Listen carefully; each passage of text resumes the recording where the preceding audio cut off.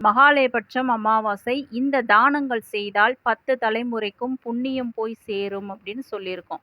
நம்ம சேனல்ல மகாலயபட்சம் என்றால் என்ன? ஏ டூ இசட் அனைத்து விஷயங்களும் அது ஒரு பதிவு போட்டிருக்கோம். போய் பாருங்க.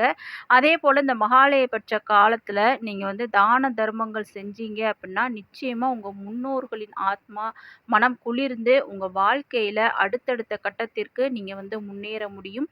அது மட்டும் கிடையாது, 10 தலைமுறைக்கும் அந்த புண்ணியம் கண்டிப்பாக போய் சேரும். பித்ரு தோஷம், பித்ரு சாபங்கள் இருந்தால் அனைத்தும் நீங்கிவிடும். நார்மலா நம்ம நம்ம முன்னோர்களுக்கு தர்ப்பணம் பண்ணிட்டு தானம் அரிசி தானம் செய்வோம், உணவு தானம் செய்வோம், தண்ணீர் தானம் செய்வோம், காய்கறிகள் தானம் செய்வோம். இந்த மாதிரியான விஷயத்தை தவிர இந்த தானங்கள் நம்ம சொல்லக்கூடிய இந்த தானங்கள நீங்க செஞ்சாலே போதும். நிச்சயமா அது உங்க 10 தலைமுறைக்கும் போய் சேரும். அதை பற்றி பார்க்கலாம். அதுக்கு முன்னாடி மறக்காம நம்ம சேனலை சப்ஸ்கிரைப் பண்ணிக்கிறங்க வீவர்ஸ்.